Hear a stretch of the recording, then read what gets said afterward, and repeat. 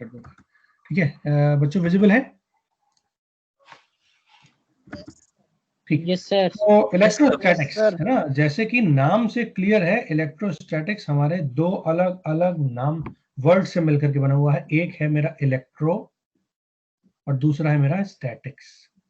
Statics मतलब वो चीज जो कि मूवेबल ना हो, स्थिर हो, ठीक है। और इलेक्ट्रो मतलब इलेक्ट्रिसिटी, इलेक्ट्रिक फील्ड, ठीक है। तो अगर मैं इलेक्ट्रिक फील्ड की स्टडी करता हूं, इलेक्ट्रिक फील्ड की स्टडी करता हूं, ठीक है, इन स्टैटिक कंडीशंस, मतलब there is nothing that is changing with respect to time, ठीक है। या नॉट, इलेक्ट्रिक फील्ड मेरी टाइम के साथ साथ वेरी ना करे, नॉट वेरी विद टाइम, तो मैं क्या बोलूंगा कि मैं अपने इलेक्ट्रिक फील्ड की स्टडी कर रहा हूं ऐसी फील्ड में जो कि टाइम के साथ साथ वेरी नहीं हो रही है। इलेक्ट्रिक फील्ड जब टाइम के साथ वेरी ना हो उसको बोलेंगे हम इलेक्ट्रोस्टैटिक्स, ठीक है बच्चों। तो इलेक्ट्रोस्टैटिक्स यानी एक इलेक्ट्रिक फील्ड की स्टडी जब हम इलेक्ट्रिक फील्ड को टाइम के साथ साथ वेरी ना करें। अब इलेक्ट्रिक फील्ड बेसिकली होती क्या है? इलेक्ट्रिक फील्ड मुझे पता है कि इलेक्ट्रिक फील्ड को जो है वो बेसिकली दो चार्ज अगर मेरे पास है, उन दो चार्ज के बीच में लगने वाला फोर्स अगर मैं निकाल लूं, तो अगर मैं उन दोनों चार्ज में से किसी एक पर्टिकुलर चार्ज को इससे मॉडिफाइड कर दूं, बेटा म्यूट कर लो आप, किसी ने अनम्यूट कर दिया है, बहुत तेज शोर आ रहा है। शीतल प्लीज म्यूट योरसेल्फ। ठीक, मैंने कर दिया, ठीक है। प्लीज आप लोग ना जब भी आपको बोलना ना हुआ करे तो आप म्यूट रखा करो, because it creates a disturbance to me as well as to other students. ठीक, तो अगर मेरे पास कोई एक चार्ज है ना, आपने कूलॉम्स लॉ पढ़ा होगा। Yes sir. कूलॉम्स लॉ से शुरू करते हैं क्योंकि कूलॉम्स लॉ से इसकी स्टडी करना बहुत आसान है।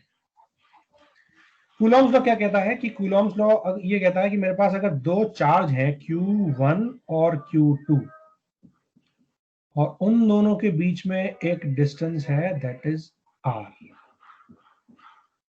ये डिस्टेंस है मेरी R, तो मैं ये बोलता हूं कि अगर दो मेरे चार्ज हैं तो उन दोनों के बीच उन दोनों चार्ज के बीच लगने वाला जो फोर्स है, that force is proportional to the product of these two charges, it is inversely proportional to square Distance of the between distance between these two charges, है ना। और इसकी जो डायरेक्शन है वो डायरेक्शन होगी आपकी, direction of the force will be in the line joining these two charges. अगर मैं उन दोनों चार्ज को ज्वाइन करूं तो जिस लाइन के थ्रू वो ज्वाइन होंगे उस लाइन में ही मेरी इस फोर्स की डायरेक्शन होगी, ठीक है, दीज टू चार्जेस। तो अब अगर मैं इसको सम अप कर दूं तो मैं लिख सकता हूं कि जो मेरा F है वो प्रोपोर्शनल होगा Q1 into Q2 upon R square, ठीक है। और अगर मैं प्रोपोर्शनैलिटी कांस्टेंट हटाता हूं तो F will be equals to K times Q1 into Q2 upon R square. यहाँ पर जो मेरा K है, ये K क्या चीज है, जल्दी से बताओ, पता है किसी को K क्या है? K एप्सिलॉन नॉट नहीं है, K की वैल्यू होती है इन टर्म्स ऑफ एप्सिलॉन नॉट कुछ। K क्या है, K को क्या बोलते हैं, K को बोलते क्या है? हाँ बेटा,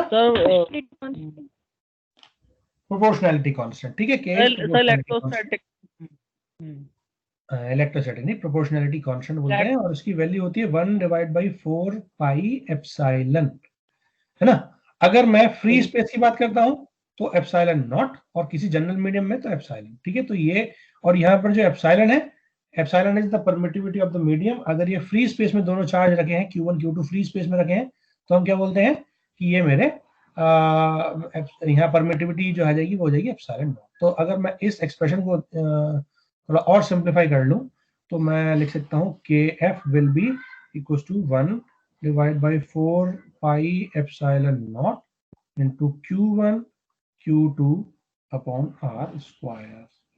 ठीक है, ये मेरा सर एक्सप्रेशन हो गया। लेकिन इस एक्सप्रेशन में आप ध्यान से देखो, मैंने लेफ्ट साइड में लगा रखा है वेक्टर का साइन, और यहां तो केवल मैग्नीट्यूड है, डायरेक्शन तो है नहीं। तो डायरेक्शन के लिए हम क्या बोलेंगे? डायरेक्शन के लिए आप इस फिगर को देखो, है ना, इस दोनों लाइन को ज्वाइन करने के लिए जो डायरेक्शन होगी वो या तो इधर डायरेक्शन में होगा या तो इधर डायरेक्शन में होगा। ठीक है, तो इसको बोल सकते हैं it is simply a R cap, R की डायरेक्शन में ही ये वेक्टर होगा। ठीक है, तो मैं यहाँ पर थोड़ा सा चेंज कर दे रहा हूँ, है ना, मैं अभी इसको यहाँ पर लिख दे रहा हूँ ए आर कैप। ठीक है, और ए आर कैप लिखने के बाद मैं इसको कर दे रहा हूँ बस। तो ये मेरा कूलॉम्स लॉ के थ्रू ये फोर्स निकालने का एक्सप्रेशन आ गया। ठीक है बच्चों, ये क्लियर है या नहीं? जल्दी से बताओ। Yes sir. Yes sir. अब अगर मुझे यहां से लेके यहां तक का वेक्टर दे रखा है आर, Q1 से लेके Q2 तक का वेक्टर दे रखा है आर, और मुझे ए आर कैप निकालना है, तो ए आर कैप को क्या मैं ये लिख सकता हूं कि this is nothing but R vector divide by mod R? लिख सकता हूं ना? लिख यस सकता हूं, सर। है ना, यस सर। ये यूनिट वेक्टर है उसी डायरेक्शन में। तो अगर मैं इस एक्सप्रेशन को अगर इस इक्वेशन के अंदर रख दूं तो मेरा क्या हो जाएगा? This F will become 1/4 pi epsilon not, ठीक है, into Q1 into Q2 upon R square. A R को लिख लिया मैंने R vector divide by mod R, और मॉड आर क्या होता है? मॉड आर सिंपल आर ही होता है ना। तो ये वाली चीज इसके साथ मिल जाएगी और ये हो जाएगा आर की पावर 3। तो एफ वेक्टर को हम in terms of R vector लिख सकते हैं 1/4 pi epsilon not into Q1 Q2 upon R cube R vector. Clear है या नहीं? और छोटा लिखना है तो इसको लिख सकते हैं Q1 into Q2 upon 4 pi epsilon not R cube R vector. ये तीनों चारों जितने भी एक्सप्रेशंस हैं ये सारे के सारे किसके एक्सप्रेशंस हैं? ये force between two charges expression है। क्लियर हो गया बच्चे? जल्दी से बताओ। Yes yes sir. सर। अब यहां पर जो कंडीशन है, Coulomb's law is applicable only conditions. ठीक है, कुछ स्टार मार्क्ड कंडीशंस है, कंडीशंस अप्लाई होता है ना। आप कोई दुकान पे गए होगे या अखबार में ऐड देखा होगा कि this is for rupees this much, और उसके ऊपर एक छोटा सा स्टार लगाए रहते हैं, स्टार स्टार, यानी कंडीशंस अप्लाइड। तो कंडीशंस अप्लाइड हैं, वो कंडीशंस कौन कौन सी हैं? कंडीशन नंबर 1 वो है कि जो मेरा साइज है Q1 और Q2 का वो पॉइंट चार्ज होना चाहिए, मतलब बहुत छोटा होना चाहिए, यानी दोनों पॉइंट चार्जेस होने चाहिए। दूसरा, अगर वो पॉइंट चार्ज नहीं है तो कोई दिक्कत नहीं है, उन दोनों के बीच की डिस्टेंस जो r है, that r should be very very large, r बहुत ज्यादा बड़ी होनी चाहिए as compare to the size of charges. अगर मेरे पास चार्ज बड़े नहीं है, छोटे छोटे हैं, है ना, सपोज अगर मैं चार्ज ले रहा हूँ इतने इतने बड़े, ठीक है, पॉइंट, तो यहाँ पे मैं कूलॉम्स लॉ लगा दूंगा। लेकिन अगर मेरे चार्ज इतने इतने बड़े हैं, ठीक है, तो उन चार्ज का साइज के हिसाब से उनकी डिस्टेंस बड़ी होनी चाहिए। अगर है तो मैं कूलॉम्स लॉ लगाऊंगा, वरना नहीं लगाऊंगा। ठीक है ना। पॉइंट चार्ज है तो मैं बहुत कम दूरी पे भी लगा लूंगा, लेकिन अगर थोड़े से बड़े चार्ज हैं तो I need a larger distance if I want to apply the Coulomb's law between these two charges. Clear है? हालांकि आप कॉम्पिटेटिव एग्जाम की तैयारी करोगे तो जरूरत पड़ेगी, अभी फिलहाल के लिए इस सब्जेक्ट में यूनिवर्सिटी एग्जाम के पॉइंट ऑफ व्यू से दिक्कत नहीं है, जरूरत नहीं पड़ेगी। ठीक है, लेकिन पता होना चाहिए कि ये कूलॉम्स लॉ कब कब एप्लीकेबल नहीं होता। तब एप्लीकेबल नहीं होता जब मेरे चार्जेस जो है वो कंपैरेटिवली बहुत छोटे हों और उनके बीच की डिस्टेंस अगर ज्यादा नहीं है तो। ठीक है, अब एक न्यूमेरिकल कर लेते हैं फटाफट से। अगर मैं एक मेरा चार्ज Q1 है, वो है मेरा 3 नैनो कूलॉम का। ठीक है, एक Q2 चार्ज है मेरा, वो है मेरा 4 नैनो कूलॉम का। ठीक, और मेरा ये Q1 चार्ज कहाँ रखा है? ये रखा है 1 2 3, और एक रखा है 0 2 और 5। ठीक है, ये 2 पॉइंट्स हैं, इन 2 पॉइंट्स पर वो कंपेयर, ये 2 चार्ज रखे हैं Q1 और Q2। ठीक है, मुझे क्या निकालना है? मुझे फोर्स निकालना है। फोर्स का मैग्नीट्यूड और डायरेक्शन बोथ, दोनों ही मुझे निकालनी है। कैसे निकालेंगे? हमें कंडीशन है कि जो चार्जेस हैं, वो चार्जेस की वैल्यू मुझे गिवन है, और वो चार्ज किस किस पॉइंट पर रखे हैं वो गिवन है। ठीक है, मुझे फोर्स निकालना है, और उसके बीच की डिस्टेंस जो है वो आप इन दोनों पॉइंट से निकाल सकते हो। ठीक है, निकाल सकते हो या नहीं? Yes sir. Yes sir. Free space में मान लेते हैं, तो फ्री स्पेस में हमारे चार्ज रखे हुए हैं, charges are in free space. ठीक, तो कैसे निकालेंगे फटाफट से मैं बता दे रहा हूँ। Q1 into Q2 upon 4 pi epsilon not R cube R vector, ये मेरा क्या होगा? ये मेरा फोर्स होगा। ठीक है, ठीक, इससे मेरे को मैग्नीट्यूड मिल जाएगा और डायरेक्शन मिल जाएगी। ठीक, दोनों चीजें मिल जाएंगी। अब Q1 की वैल्यू कितनी है? 3 इंटू 10 पावर -9, नैनो का मतलब 10 पावर -9 इंटू 4 इंटू 10 पावर -9, तो ये तो हो गया Q1 into Q2 divide by 4 into 3.14, है ना, इंटू एप्सिलॉन नॉट कितना होता है? एप्सिलॉन नॉट की वैल्यू आप नोट कर लो, दिस इज 8.825 8.825। 854 होती है, 825 नहीं, 10 पावर -12, ठीक है, फैरड पर मीटर। ठीक है, फैरड पर मीटर होती है, इनटू आर क्यूब। अब मुझे दो चीजें निकालनी है, एक आर क्यूब और एक आर वेक्टर। ठीक है, आर वेक्टर क्या होगा? आर वेक्टर होगा फोर्स मुझे किधर निकालना है? Q1 से Q2 निकालना है, मतलब Q2 माइनस Q1, है ना। तो अगर मैं ये सपोज ये मेरा पॉइंट P1 है, ये मेरा पॉइंट P2 है, तो मैं R निकालने के लिए क्या करूंगा? R vector will be given by P2 minus P1। जल्दी से बताओ क्या होगा ये? बाय डिफॉल्ट अगर कोई कोऑर्डिनेट सिस्टम गिवन नहीं है, तो आप ये तीनों क्या मानोगे? ये तीनों पॉइंट जो है वो कार्टेशियन कोऑर्डिनेट्स में है। ठीक है, एक्स वाई जेड में है, तो ये एक्स, ये वाई और ये Z, 1 2 3 X Y Z, 0 2 5 X Y Z. ठीक है, तो P2 माइनस P1 करो जरा, 0 माइनस 1 यानी माइनस -1 कैप, है ना। 2 माइनस 2 यानी 0 ए वाई कैप, 0 0 ए वाई कैप। ठीक है, और प्लस 5 माइनस 3 2 ए, 2 AZ कैप। यानी इसको लिख सकते हैं माइनस ए एक्स कैप प्लस 2 ए जेड कैप, लिख सकते हैं ना। तो ये मेरा आर वेक्टर हो गया, है ना।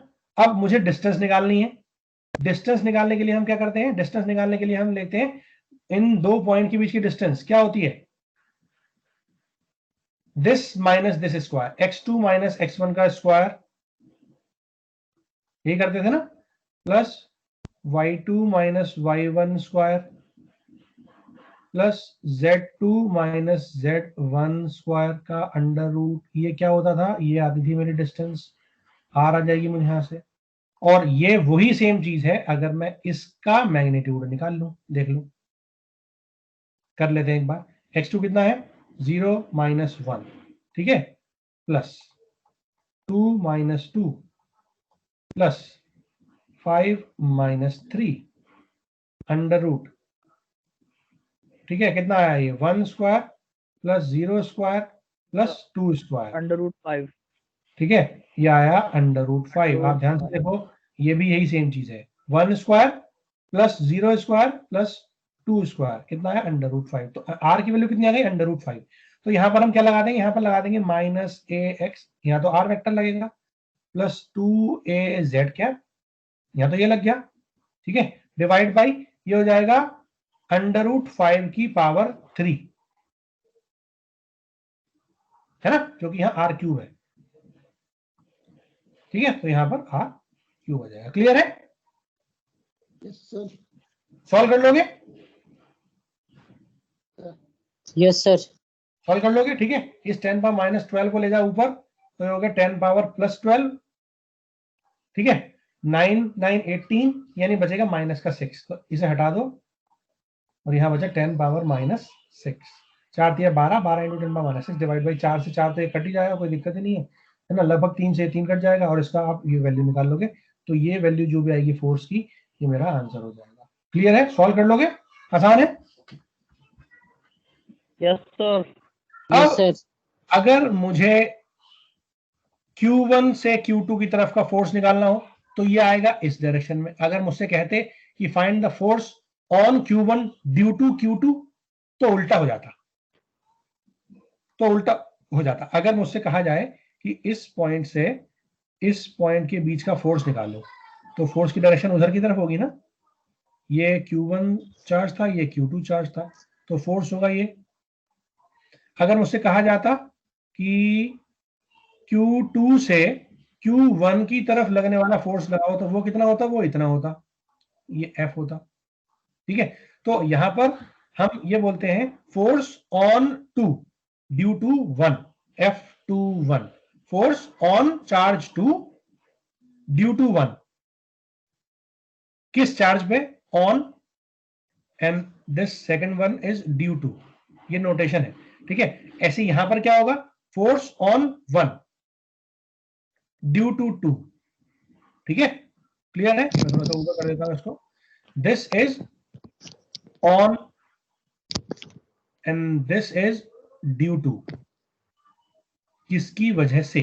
तो force on charge 1 due to charge 2, या force on charge 1 sorry charge 2 due to charge 1। अगर आप इन दोनों की रिलेशन देखो तो F12 will be equals to minus F21। Clear है बच्चों? Yes sir. ठीक है, तो डायरेक्शन उल्टी है, everything else will be same. ठीक, अब हम बात करते हैं, फोर्स की तो बात हो गई, अब हम बात करते हैं इलेक्ट्रिक फील्ड इंटेंसिटी की, जिसके ऊपर पूरी की पूरी यूनिट बेस्ड है, इलेक्ट्रिक फील्ड इंटेंसिटी। ठीक है, अब आप जरा ध्यान से सुनना मेरी बात को, प्लीज म्यूट कर दो और जरा ध्यान से कंसंट्रेशन के साथ सुनना कि मैं क्या कह रहा हूं। मेरे पास एक चार्ज ये था, इसको बोला मैंने Q1, एक चार्ज ये था, एक चार्ज ये था, इसको मैंने बोला Q2। ठीक, अब मैं क्या कर रहा हूं, मैंने चार्ज Q1 को बोल दिया कि ये मेरा स्टेशनरी चार्ज है, इसको मैं फिक्स कर दे रहा हूं, स्टेशनरी, फिक्स्ड, फिक्स चार्ज है। ठीक है, और मैंने Q2 को मूव कराना शुरू करा। ठीक है, Q2 को मूव कराना शुरू करा, और Q2 को जब हम मूव कराएंगे तो ऑटोमेटिकली क्या होगा, यहां पर एक सेकंड में शेप देखता हूं, मुझे शेप मिल जाएगा यहाँ पर, शेप है क्या?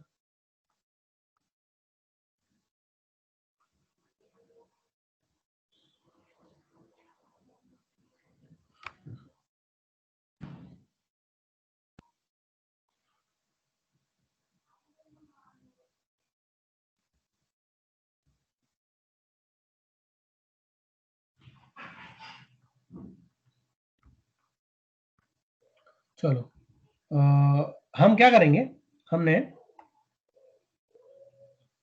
इस चार्ज को स्टेशनरी रखा, फिक्स रखा, इस चार्ज को Q2 को हमने चेंज कराया, ऐसे चेंज कराया कि जो इसकी डिस्टेंस है ना R, ये R सेम है। ठीक है, फॉर एग्जांपल मैं इस वाले पॉइंट को ले आया यहां पे। ठीक है, अभी भी इन दोनों के बीच की डिस्टेंस कितनी है? R। ठीक है, अब मैं इस पॉइंट को ले गया यहां पे, अभी भी इन दोनों के बीच की डिस्टेंस कितनी है? R। अब मैं इस पॉइंट को ले गया यहां पे, अभी भी इन दोनों के बीच की डिस्टेंस कितनी है? R।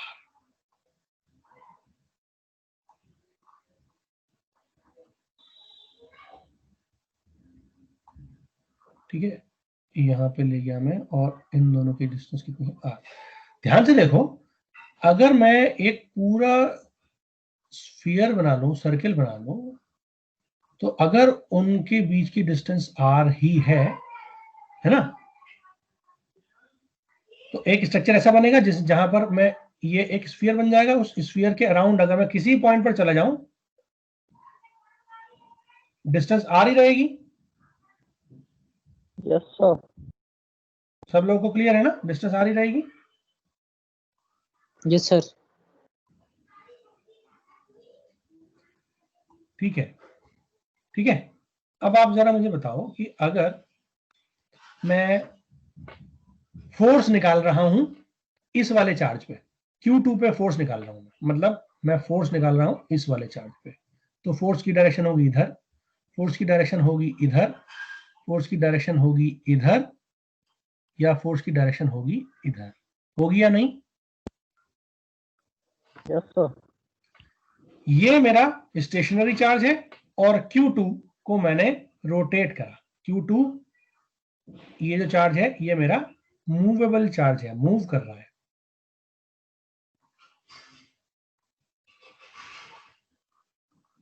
ठीक है, तो क्या होगा, तो अगर मुझे देखो F अगर हम देखें तो F क्या होगा, F तो वही होगा, अगर मैं Q2 पर फोर्स निकालूं तो Q2 पर फोर्स क्या होगा, Q1 into Q2 upon 4 pi epsilon not R square a R cap, यही होगा ना फोर्स।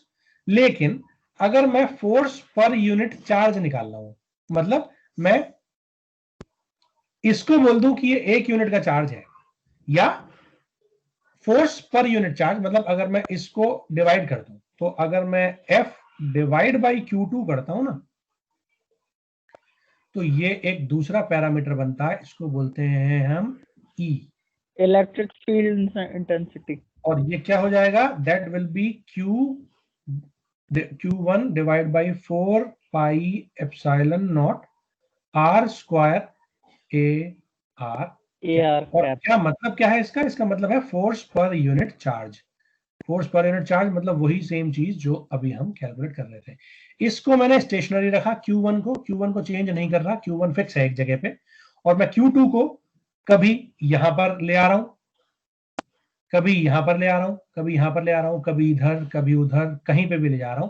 ठीक है, और उस सब जगह यहां पर फोर्स निकाल रहा हूं और इस चार्ज से डिवाइड कर दे रहा हूं, यहां पर फोर्स निकाल रहा हूं, इस चार्ज से डिवाइड कर दे रहा हूं, यहां पर फोर्स निकाल रहा हूं, Q2 से डिवाइड कर दे रहा हूं, एंड सो ऑन। तो ये क्या मिल रहा है, ये मुझे मिल रहा है इलेक्ट्रिक फील्ड इंटेंसिटी। जल्दी से बताओ क्लियर है या नहीं?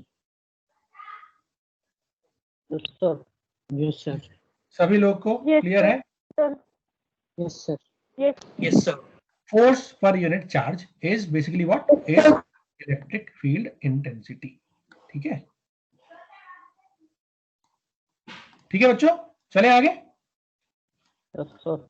ये जो मैंने एप्सिलॉन नॉट लिया है ना, यहाँ पर एप्सिलॉन नॉट का क्या मतलब है, एप्सिलॉन नॉट का मतलब है permittivity. Permittivity of the free space.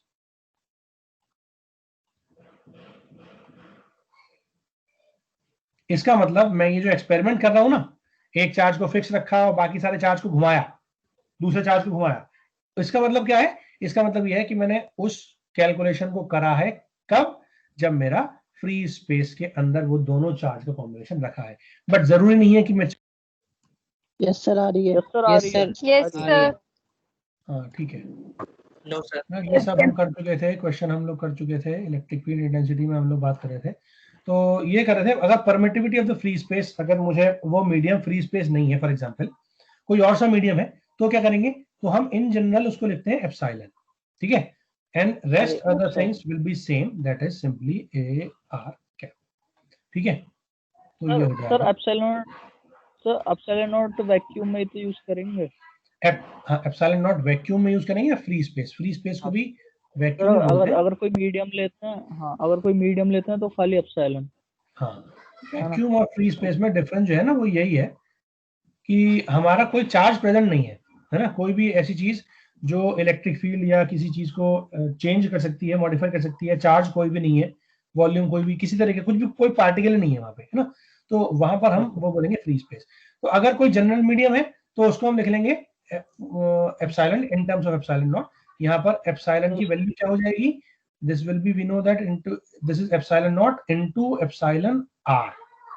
Epsilon nought यानी permittivity of the free space and epsilon R is known as relative permittivity. Relative permittivity. Yes, sir. ठीक है, relative permittivity of the medium.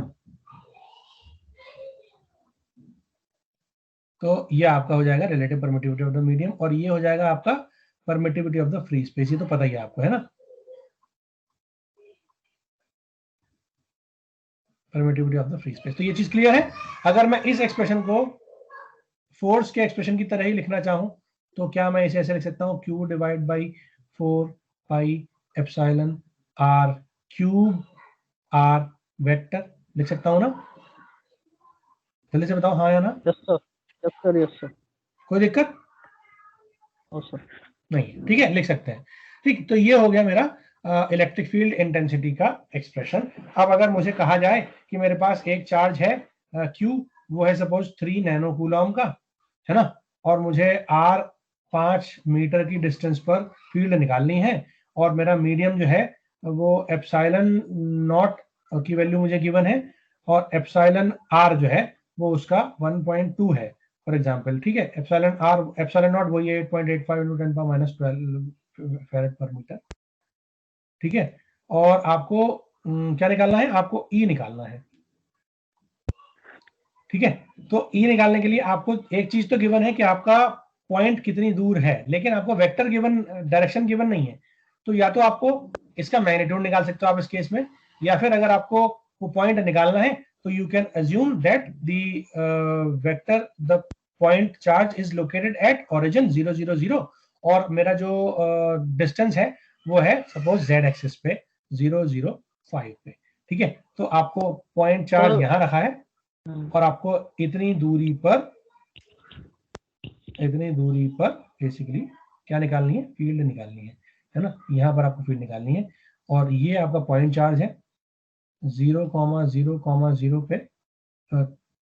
3 nano Coulomb का, और ये जो distance है ना, that distance is 5 and the coordinate is 0,0,5। तो आप निकाल सकते हो सारी वैल्यूज। ये Q पता है आपको, एप्सिलॉन पता है, epsilon not into epsilon R, R आपको पता है, R वेक्टर आप निकाल लोगे, कितना आएगा बताओ, इसमें से ये घटा देंगे, है ना, 0 0 0 0 0 0 5 5 AZ क्या पाएगा, तो वेक्टर विल बी 5 AZ क्या। ठीक है, तो ये हो जाएगा 3 × 10⁻12 डिवाइड बाई 4 × 3.14 × 1.2 × 8.85 × 10⁻12 इंटू 5 का क्यूब, और क्या हो जाएगा 5 AZ cap, that will be the E। Solve कर लोगे आप तो ये आ जाएगा E। ठीक है, अब एक बहुत इंपॉर्टेंट चीज वो ये कि अगर मेरे पास एक से ज्यादा चार्जेस हैं तो मैं कैसे निकालूंगा। जैसे अगर मैं फोर्स निकालता, मेरे पास 2 चार्ज होते, 3 चार्ज होते, है ना, तो मैं क्या करता, F will be simply F1 plus F2 plus and so on, जितने भी नंबर ऑफ चार्ज है। अगर मुझे इस वाले चार्ज पर फोर्स निकालना है ना, तो मेरे पास एक चार्ज ये है, इस पे फोर्स लगेगा इधर, एक चार्ज ये है, इस पे फोर्स लगेगा इधर की तरफ, एक चार्ज यहां रखा है मेरा, इस पे फोर्स लगेगा मेरा, इस पे फोर्स लगेगा मेरा इधर की तरफ। ठीक है, ऐसे ही एक चार्ज मेरा यहां पर रखा है, इस पर फोर्स लगेगा इधर की तरफ। तो उन सारे चार्ज को मिला करके ऐड कर लो, है ना। तो ये मेरा चार्ज 1, ये चार्ज 2, ये चार्ज सपोज 3, ये वाला चार्ज सपोज 4। ठीक है, तो मैं ये बोल दूंगा कि ये मेरा F1 है, ये मेरा F2 है, ये मेरा F4 है, and that will be F3। इन सारे को जोड़ दूंगा तो मेरा क्या आ जाएगा, F आ जाएगा, है ना। सारे पॉइंट चार्ज की लोकेशन आपको पता है, तो आप उन सारे पॉइंट चार्ज की लोकेशंस को 1 बाय 1 ऐड कर, मतलब फोर्स निकाल करके उनको ऐड करते चले जाओ, और फिर आप उन सबको ऐड करोगे तो आपको क्या मिल जाएगा, रिजल्टेंट फोर्स मिल जाएगा।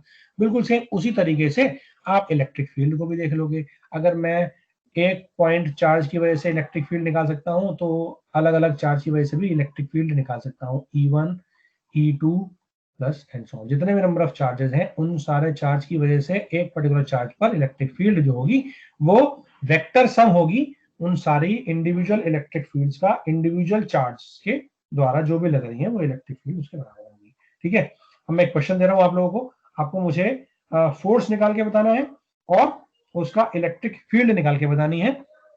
ठीक है, और ये क्वेश्चन आप लोग को मुझे सॉल्व करके भेजना है आज शाम तक। ठीक है, क्वेश्चन है, क्वेश्चन लिख लो, नोट कर लेना या फोटो खींच लेना, जो भी आपको आसानी हो, स्नैपशॉट ले लेना। ठीक है, एक पॉइंट चार्ज है आपका 5 नैनो कूलॉम का, एक है आपका -2 नैनो कूलॉम का। ठीक है, और ये 2,0,4 पे रखा है और ये रखा है आपका -3,0,5 पे रखा है। ठीक है, आपको फोर्स निकालना है ऑन फोर्स, इन दोनों चार्ज की वजह से फोर्स निकालना है on 1 nano Coulomb point charge, जो कि लोकेटेड है, कहां पर रखा है, वो रखा है 1, -3,7 पे रखा है। ठीक है, ये मेरा Q1 है, ये मेरा Q2 है। ठीक है, तो आपको इस चार्ज पर फोर्स निकालना है। ठीक है, एक क्वेश्चन तो हो गया ये Q1। ठीक है, और इसका सेकंड पार्ट क्या होगा, सेकंड पार्ट है आपको इलेक्ट्रिक फील्ड निकालनी है E, कहां पे निकालनी है, इसी पॉइंट पे निकालनी है, 1, -3 और 7। ठीक है बच्चों, क्लियर है, कर लोगे? Yes sir. ये क्वेश्चन नोट कर लो। Yes, दो sir. पॉइंट चार्ज, चाहो लिखना चाहो तो लिख लो, point charges of 5 nano coulomb and -2 nano coulomb are located या situated at 2,0,4 or -3,0,5 respectively. Determine the force on 1 nano coulomb point charge which is located at 1, -3,7. And point number 2, determine the electric field at point 1, -3,7. ठीक है, एक point charge यहां है, एक point charge यहां है, आपको इस पॉइंट चार्ज पर फोर्स निकालना है। तो इस पर फोर्स होगा ये इधर की तरफ, इधर मान लो। ठीक है, और ये होगा फोर्स इधर की तरफ, है ना। ये वाला जो है ये 1 नैनो कूलॉम का चार्ज है। ठीक है, ये आपका है 5 नैनो कूलॉम का और ये है आपका -2 नैनो कूलॉम का। आपको एक चीज और बता देता हूं कि अगर दोनों पॉजिटिव चार्ज हैं तो फोर्स होगा अवे, दोनों एक दूसरे को रिपेल करेंगे, इसका इधर इसका इधर। इसकी वजह से फोर्स उस वाले चार्ज पर ऐसे लगेगा कि वो दोनों रिपल्सिव नेचर के होंगे, वो दोनों एक दूसरे को रिपेल करेंगे, एक दूसरे को पीछे धकेलने की कोशिश करेंगे। और एक अगर नेगेटिव है और दूसरा अगर पॉजिटिव है तो दोनों चार्ज अलग अलग पोलैरिटी के हैं, तो ऑटोमेटिकली वो फोर्स जो है वो अट्रैक्टिव नेचर का फोर्स होगा, वो इधर की तरफ लगेगा या वो इधर की तरफ लगेगा, इस वाले चार्ज से इस वाले चार्ज की तरफ। ठीक है बच्चों, क्लियर है? तो अगर मैं यहां पर देखूं तो इस वाले फिगर में ये जो मैंने यहां पर दिखाया ना आपको, ये लॉजिकली फोर्स इधर नहीं लगेगा। मैं दोबारा से बना देता हूं। ठीक है,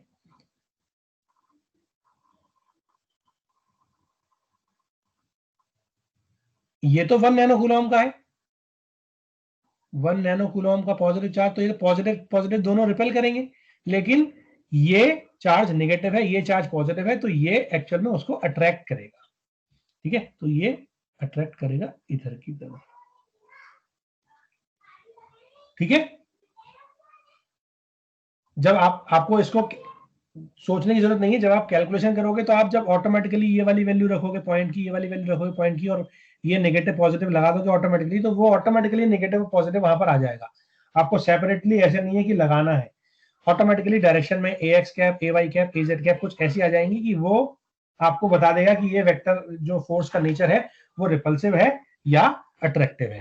बच्चों क्लियर हो रहा है नहीं? Yes sir. ठीक है, अब मैं सेशन एंड करता हूं, 11:50 हो गए। ठीक, आप लोगों की अटेंडेंस ले लेता हूं मैं। ये क्वेश्चन मुझे सॉल्व करके आप मुझे बताओगे, कब तक बताओगे? इवनिंग तक, शाम कब तक सॉल्व करके मुझे भेजोगे? शाम तक।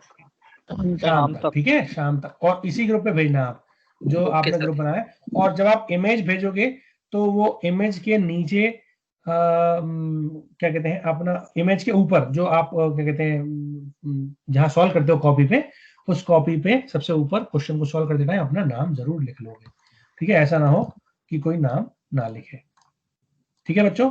और 5 बजे से पहले कोई नहीं भेजेगा, कर भी लिया है तो ही 5 बजे से पहले मत भेजना। पता लगा किसी दूसरे बच्चे ने वही कॉपी करके दोबारा भेज दिया, ठीक है। 5 बजे से पहले कोई नहीं भेजेगा, 5 बजे ही भेजोगे आप, ठीक है। मैं आपकी अटेंडेंस और ले लेता हूँ, फिर we should end the session here.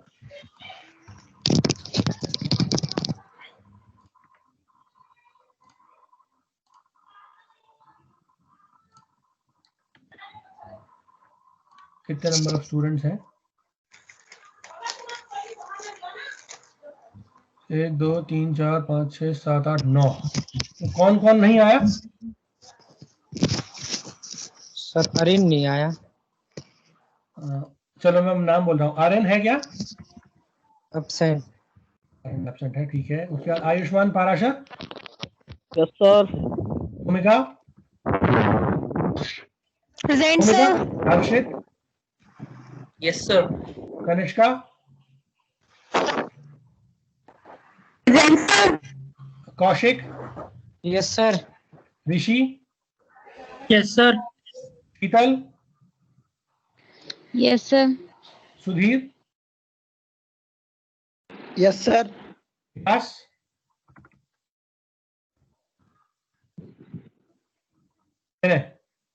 Yes sir.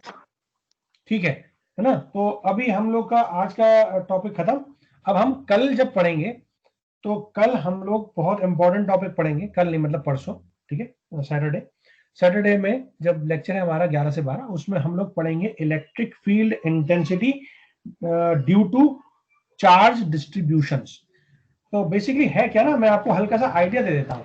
जब भी मैं इलेक्ट्रिक फील्ड इंटेंसिटी की कैलकुलेशन करूंगा तो ऐसा तो है नहीं कि मेरे को चार्ज गिवन होंगे, है ना भाई। चार्ज तो हम मान के चलते हैं कि पॉइंट चार्ज है, लेकिन अगर एक वायर है सपोज, या एक मेटल का कंडक्टर रखा हुआ है प्लेट के बराबर का, है ना, तो क्या वो भी एक पॉइंट चार्ज है? नहीं ना, वो पॉइंट चार्ज नहीं है। वो क्या है? वो एक सरफेस है या वो एक लाइन है, अगर एक वायर के फॉर्म में हो रही है। तो ऐसे केस में हम लोग उस चार्ज डिस्ट्रीब्यूशन की वजह से एक फील्ड कैलकुलेट करेंगे, और वो फील्ड जो होगी वो होगी electric field intensity due to charge distribution, ठीक है। अब ये चार्ज डिस्ट्रीब्यूशन की वजह से हम लोग इलेक्ट्रिक फील्ड कैलकुलेट करेंगे। तो उसमें 3 कैटेगरी बहुत इंपॉर्टेंट है, और बेसिकली है 3 कैटेगरी, लेकिन यूजुअली 2 ही कैटेगरी पूछी जाती हैं, क्योंकि तीसरी कैटेगरी पे हम लोग बहुत कम यूज करते हैं। पहली कैटेगरी है लाइन, दूसरी कैटेगरी है सरफेस। और ये दोनों ही फॉर्चुनेटली हम बोलते हैं कि दोनों ही हम लोग स्टडी करेंगे अगर मेरी लाइन इनफाइनाइटली लॉन्ग है, मतलब जहां तक मैं देख सकता हूं वहां तक जा रही है, इनफाइनाइट है, ठीक है। तो उसकी वजह से चार्ज डिस्ट्रीब्यूशन अगर इनफाइनाइट है तो कैसा डिस्ट्रीब्यूशन आएगा, कैसी इलेक्ट्रिक फील्ड आएगी। प्लस अगर मैं वही चार्ज डिस्ट्रीब्यूशन बोलता हूं कि एक इनफाइनाइट शीट की फॉर्म में है, तो वो शीट की फॉर्म में डिस्ट्रीब्यूशन कैसा आएगा। इनके मैं आपको एग्जाम्पल्स के फॉर्म में आपको बताऊंगा कि किस तरीके से हम इसको अपनी डेली लाइफ से यूज कर सकते हैं, डेली लाइफ से कंपेयर कर सकते हैं। और वाकई में हम लोग देखेंगे कि अगर एक पॉइंट चार्ज है, या एक लाइन चार्ज है, या एक सरफेस चार्ज है, उसकी वजह से जो इलेक्ट्रिक फील्ड इंटेंसिटी किसी पॉइंट पर आ रही है वो कैसे कैलकुलेट होगी, ठीक है। तो बहुत इंटरेस्टिंग है, थोड़ा सा कैलकुलेटिव है, मैथमेटिकल एनालिसिस है। कोशिश करेंगे कि नेट का कोई इशू ना हो, ठीक है। और आप लोग 11 बजे कोशिश करना कि 11 बजे आ जाओ, क्योंकि 5-7 मिनट हमारा कम ना पड़ जाए अगर बीच में कहीं टेक्निकल प्रॉब्लम होती है तो। और कॉपी पेन लेकर के बैठना, क्योंकि कॉपी पेन लेकर के बैठोगे तो हाथ के हाथ वो कैलकुलेशन जो मैं कराता जाऊंगा वो आप नोट करते जाओगे, तो आपको दिक्कत नहीं होगी और आपको इजीली समझ में आ जाएगा, ठीक है बच्चों। Okay sir. चलो यस सर। तो हाँ बताओ, हाँ बताओ, कुछ कह रहे थे? No sir. ठीक है, कोई प्रॉब्लम हो तो आप मुझसे पूछ लो, otherwise you can leave the class now and you can join the session, next session, ठीक है। Thank you sir. Okay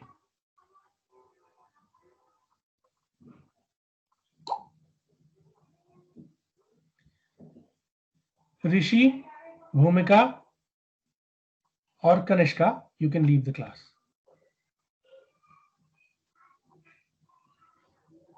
Kanishka, you can leave the class. Kanishka, सुन रही हो आप मुझे? आप क्लास लीव कर सकते हो आप। कनिष्का।